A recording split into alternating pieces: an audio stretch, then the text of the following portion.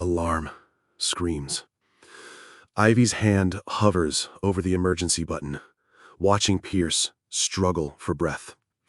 His eyes bulge with terror as the machine that keeps him alive flashes red warnings. 10 years ago, this man destroyed her family with a lie.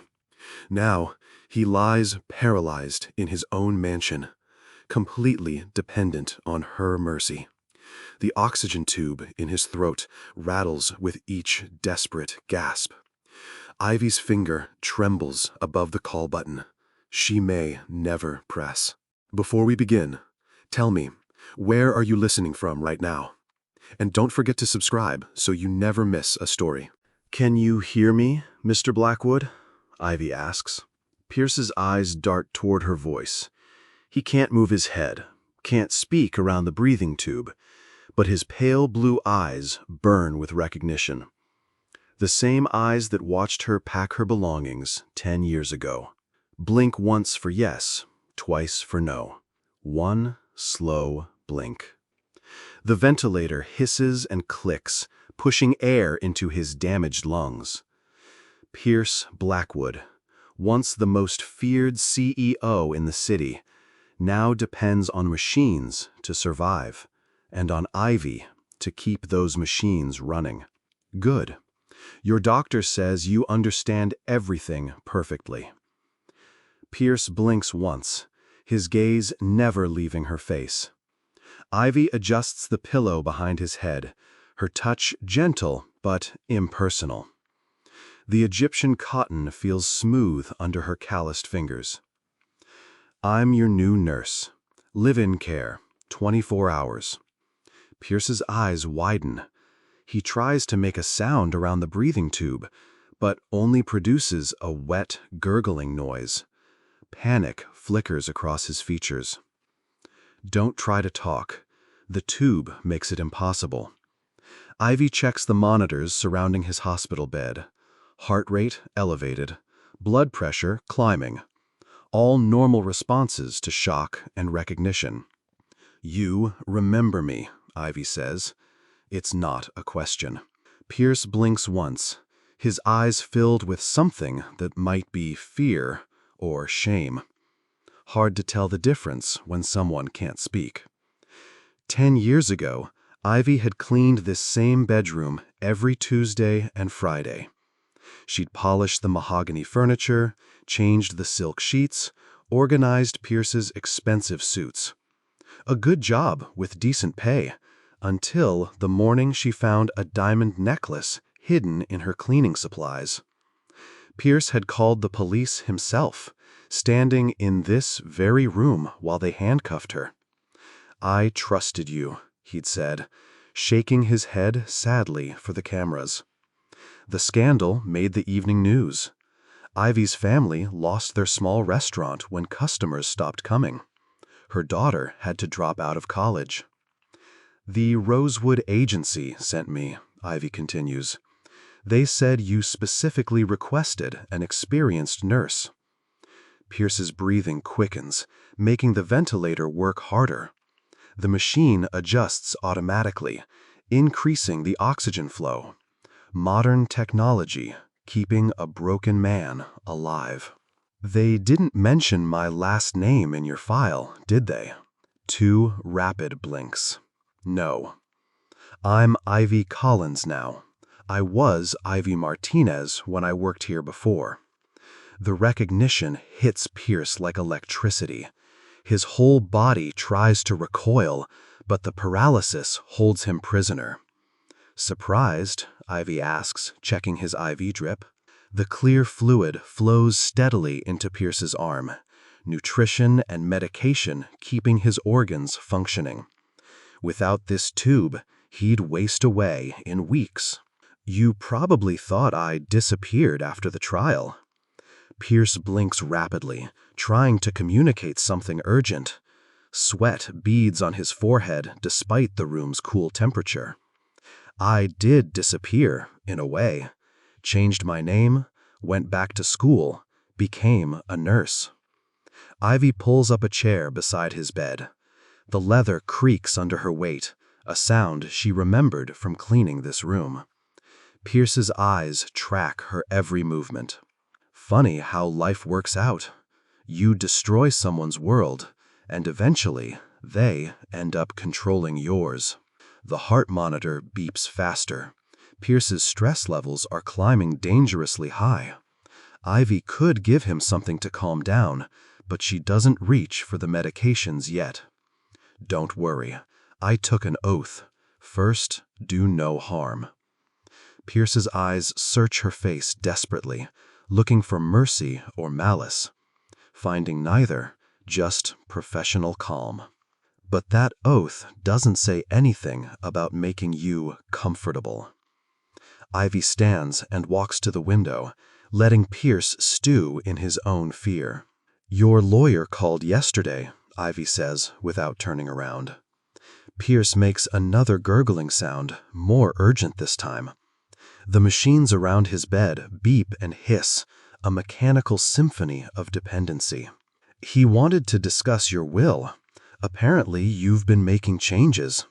Ivy opens the curtains, flooding the room with harsh afternoon light. Pierce squints against the brightness, unable to close his eyes or turn away. He seemed surprised that you fired all your other staff. The cook, the driver, even your secretary.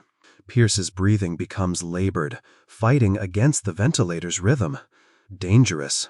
Ivy should intervene, but she continues talking instead. He asked why you only kept one employee, why you insisted on live-in nursing care when you could afford a full medical team. The heart monitor alarm chirps a warning. Pierce's pulse has reached 120 beats per minute, still not critical, but getting close. I told him I had no idea why you'd make such strange decisions. Ivy turns from the window and studies Pierce's panicked face. Sweat soaks his hospital gown. His eyes dart between her and the emergency call button mounted on the bed rail. But I think I know the real reason. She reaches for the call button, her finger hovering inches from Pierce's salvation. Then her hand stops, suspended in the air between mercy and justice. You're scared of me, Ivy says, her finger still poised above the emergency button. Pierce's eyes widen further, if that's possible. The ventilator forces air into his lungs with mechanical precision, but his whole body fights against the rhythm. You should be scared. Ivy presses the button. Within seconds, the alarm stops beeping. Pierce's heart rate slowly decreases as relief floods through him. She adjusts his medication drip, adding a mild sedative to calm his panic. But not for the reasons you think. Pierce's eyelids grow heavy as the medication takes effect. His breathing sinks with the ventilator, no longer fighting the machine that keeps him alive. I'm not here for revenge.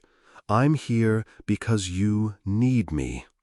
Pierce struggles to keep his eyes open, the sedative pulling him toward unconsciousness.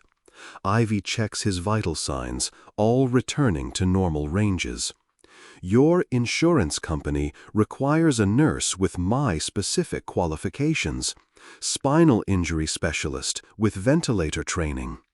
The irony isn't lost on either of them. Pierce destroyed Ivy's old life so completely that she had to rebuild herself into exactly what he now needs to survive. Sleep now. We'll have plenty of time to talk later. Pierce rakes to the sound of dinner preparation downstairs. His room smells like roasted chicken and herbs, scents that remind him of childhood dinners with his grandmother. Before ambition turned him cold, before success made him cruel. You're awake, Ivy says, entering with a food processor. She wears scrubs now instead of the maid's uniform she once cleaned in. Professional and competent, no longer the frightened woman he'd watched led away in handcuffs. Time for your evening nutrition. Pierce watches her blend chicken, vegetables, and broth into a smooth paste. The mixture will go directly into his feeding tube, bypassing his paralyzed throat. Even eating requires Ivy's help now. I made your favorite, herb-crusted chicken with roasted vegetables. Pierce blinks once, surprised she remembers his preferences. During her trial, reporters had painted her as a thief who barely knew her employer. The truth was more complicated. I remember everything about this house. Every meal preference, every routine, every secret. She connects the feeding tube to his IV port, watching the blended meal flow into his stomach. Pierce can't taste food anymore, but his body still needs nutrition. Including the real reason you framed me. You want to know why I think you did it? Ivy asks. Pierce blinks once, though he looks terrified of the answer. Because I saw something I wasn't supposed to see.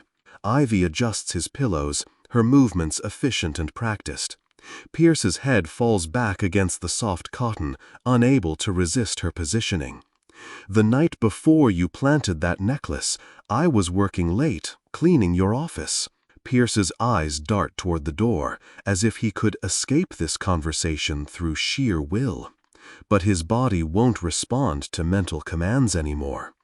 You were on the phone with someone, arguing about safety inspections at the factory in Ohio. The heart monitor shows Pierce's pulse climbing again. Ivy notes the increase, but doesn't intervene this time. You said the inspectors could be bought, that worker safety was less important than quarterly profits. Pierce makes a desperate sound around his breathing tube, not denial, but something closer to pleading. 3 weeks later, that factory had an accident. 12 people hurt, 2 in critical condition. Ivy checks his oxygen levels, making small adjustments to keep him stable but uncomfortable. You couldn't risk me testifying about what I heard, so you destroyed my credibility first. Pierce's eyes fill with tears he can't wipe away. Ivy continues, The necklace belonged to your ex-wife. Pierce closes his eyes, but tears still leak down his cheeks. Ivy doesn't wipe them away. She left it behind after the divorce. You kept it in your safe for years. The feeding pump clicks steadily, delivering nutrition he can't taste or enjoy. His body processes the meal while his mind processes decades of guilt. You planted it in my supplies, then called the police. Made yourself look like the victim. Pierce opens his eyes and stares at the ceiling, unable to face her accusations. But trapped in his own paralyzed body, he can't escape the conversation. Those factory workers never got justice. The case was buried under legal paperwork and settlement money. Ivy stands and walks to Pierce's dresser, opening the top drawer. Inside, alongside his medications and medical supplies, sits a small wooden box. But I kept track of every family affected by that accident. She opens the box, revealing newspaper clippings and printed emails. Years of research into the lives Pierce's breed had damaged. Jennifer Walsh, paralyzed from the waist down. Robert Martinez, permanent lung damage. Pierce's breathing becomes erratic as Ivy recites the names. The ventilator compensates, but his stress levels spike dangerously. Maria Santos lost her husband in the accident. He passed away from his injuries 6 months later. Ivy closes the box and returns it to the drawer, leaving Pierce alone with the weight of 12 ruined lives. Your physical therapy starts tomorrow, Ivy announces the next morning. Pierce looks confused, blinking twice for no. His doctor hadn't mentioned physical therapy. With his level of spinal damage, movement seems impossible. Not to walk. You'll never walk again. Ivy adjusts the head of his bed, raising him to a semi-sitting position. Pierce's head lolls forward without muscle control to support it. But we can prevent muscle deterioration, keep your circulation healthy. She begins moving his arms through gentle range of motion exercises. His limbs feel like dead weight, completely unresponsive to his mental commands. I've been thinking about our conversation yesterday. Pierce's arms move like a mannequin's, joints rotating without resistance. Ivy supports his wrist and elbow, bending and straightening with mechanical precision. About justice and consequences, she moves to his legs, lifting each one carefully. Pierce can't feel her touch, but he can see his body being manipulated like a broken doll. I realized something important. Ivy rotates his ankle, checking for swelling or circulation problems. His feet are pale but warm, blood still flowing despite the nerve damage.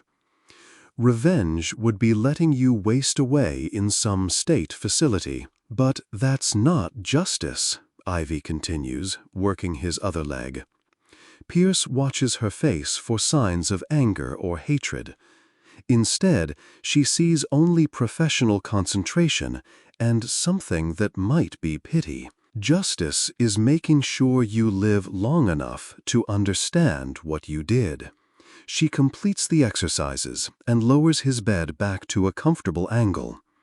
Pierce's body arranges itself in the position she chooses, like furniture being moved around a room. The families from the factory accident never got their day in court. Ivy checks his catheter bag, another indignity Pierce must endure. His body produces waste he can't control, processed and disposed of by someone else's hands.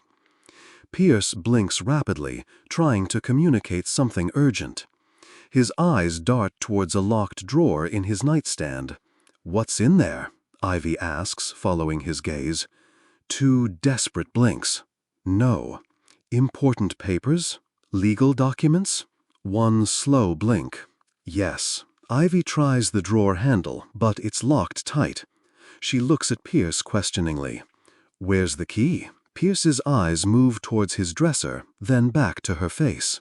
Ivy searches through Pierce's dresser drawers until she finds a small brass key. The nightstand drawer slides open to reveal a thick manila folder marked "Confidential" in Pierce's own handwriting.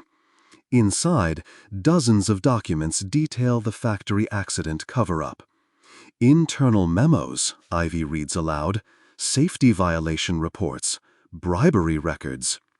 Pierce's breathing quickens as she flips through the papers. Each document proves his knowledge of dangerous conditions and deliberate negligence. Email chains showing you knew the ventilation system was broken. The evidence is overwhelming. Pierce had received weekly reports about safety violations for 6 months before the accident. Each report was marked "Urgent, action required."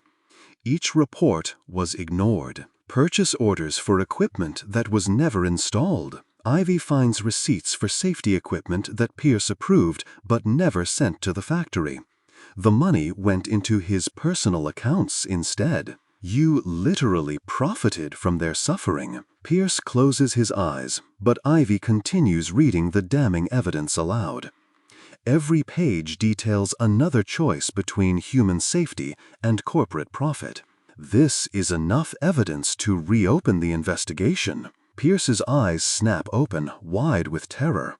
The heart monitor begins beeping faster. These families deserve to know what really happened. She holds up a letter bearing Pierce's signature, authorizing the disposal of safety reports without investigation. "I could take these documents to the district attorney," Ivy says. Pierce's whole body trembles despite the paralysis. Somehow fear manages to manifest physically even when nothing else can.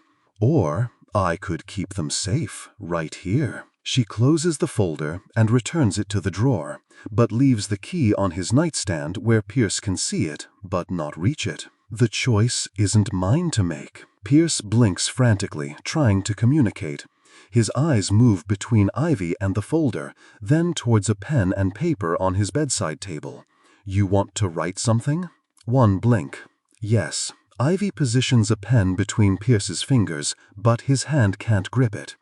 She tries taping it to his palm, but his fingers won't cooperate. You can't write. You can't sign documents. You can't even hold a pen. Pierce's frustration is visible in his eyes.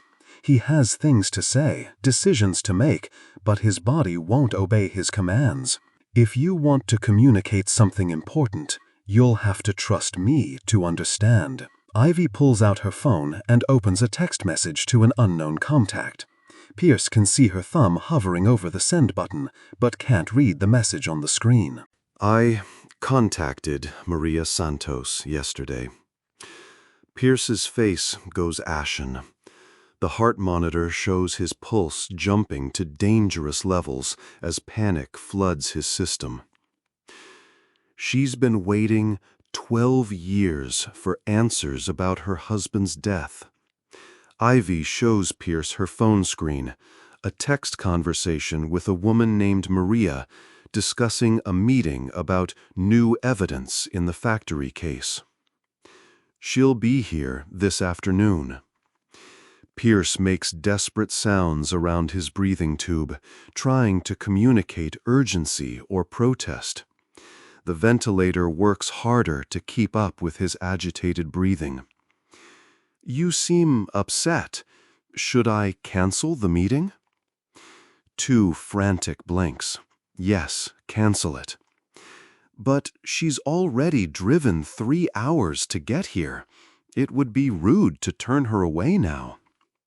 Pierce's eyes dart toward the emergency call button, but it's been moved just out of his line of sight. Ivy had relocated it during his morning care routine. Don't worry, I won't leave you alone with her. The words sound like comfort, but Pierce recognizes the threat underneath.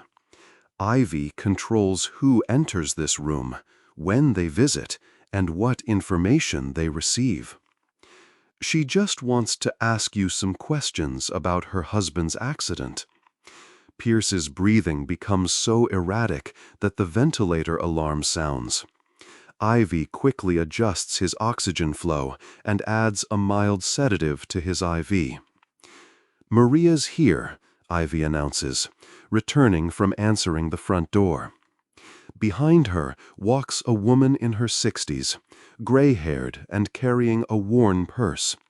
She moves slowly, as if every step requires effort.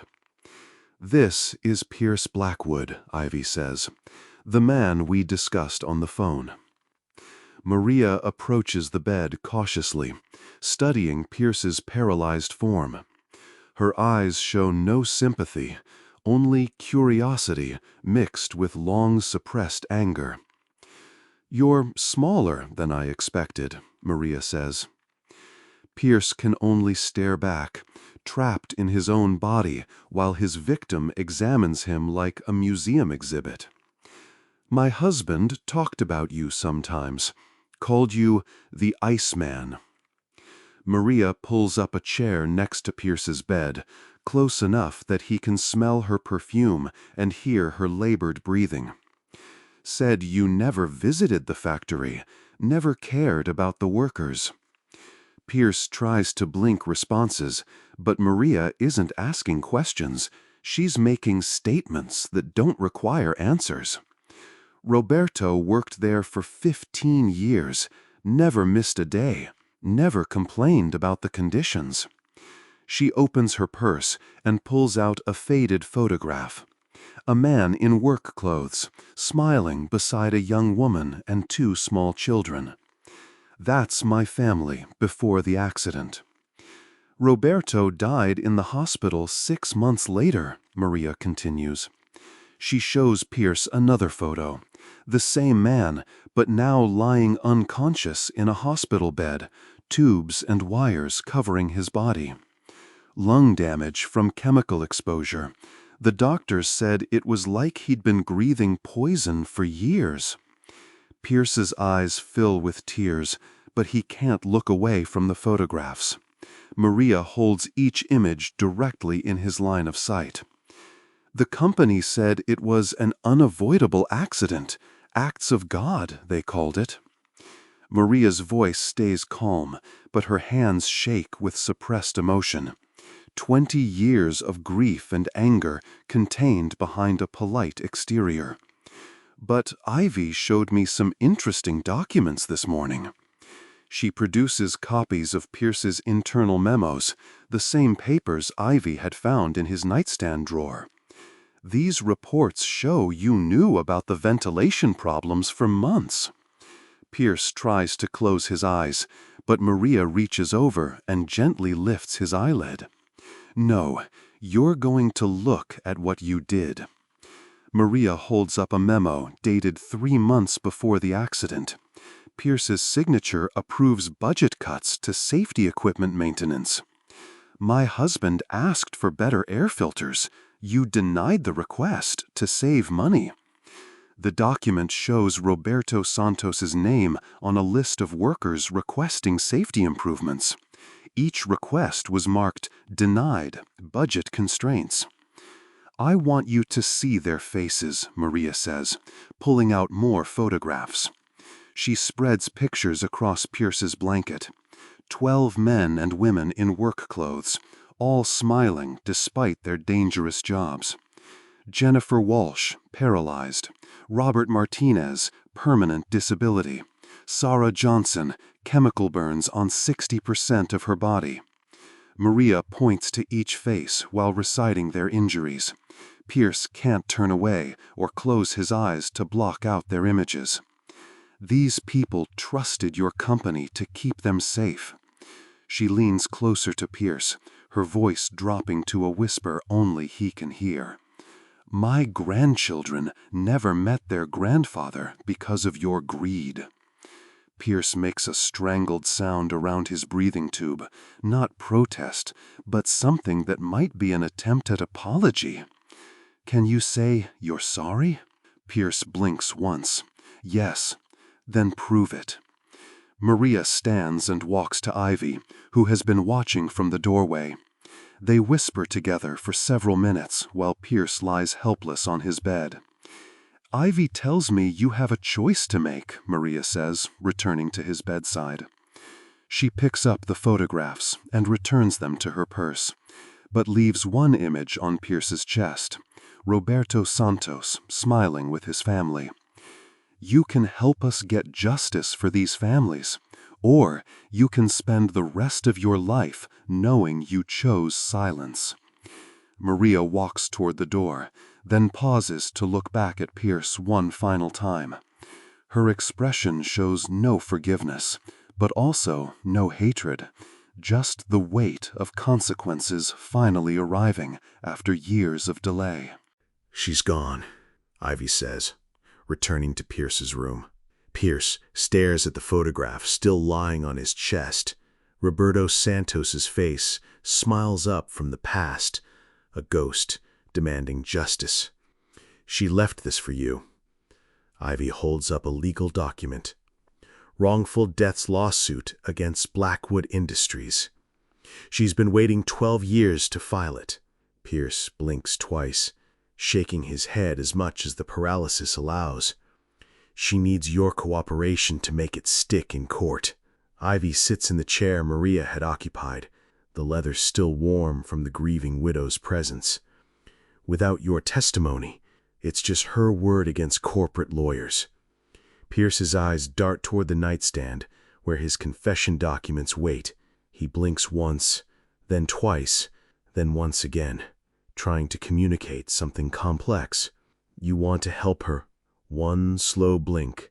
Yes. But you're scared of the consequences? Another yes. Pierce, what consequences could be worse than living with this guilt forever? Pierce stares at the ceiling, processing the question.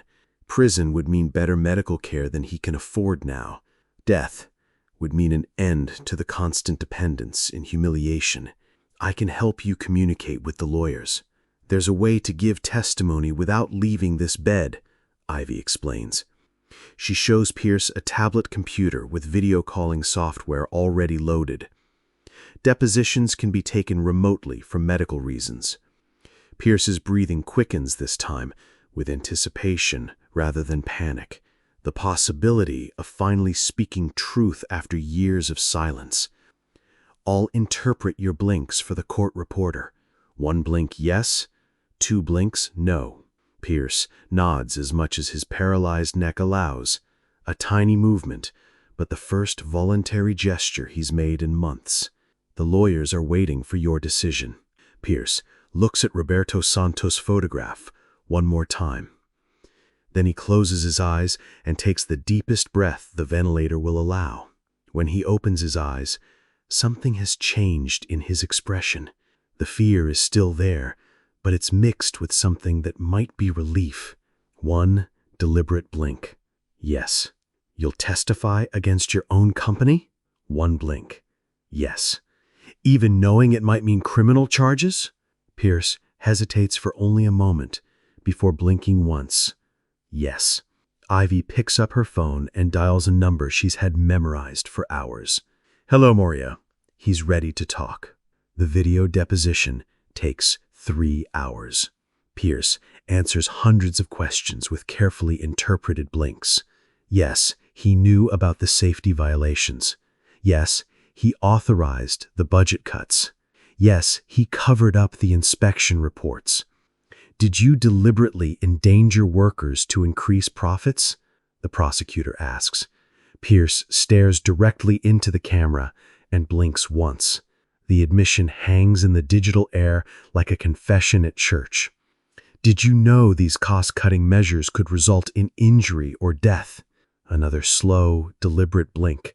Yes. Ivy watches Pierce's face throughout the questioning. Each admission seems to lift weight from his shoulders, even though his body remains motionless. Is there anything else you want to tell the families affected by this accident? Pierce looks at Ivy, his eyes asking a question she understands perfectly. He wants to make a statement, Ivy tells the camera. She holds up a prepared letter she's written based on their earlier conversations. Pierce had composed it through hours of painstaking blinks. To the families of the Blackwood Industries accident victims, I am responsible for your pain. I chose money over human lives, and I will carry that shame until I die. The settlement money won't bring back your loved ones, but I hope it can provide some measure of comfort and justice.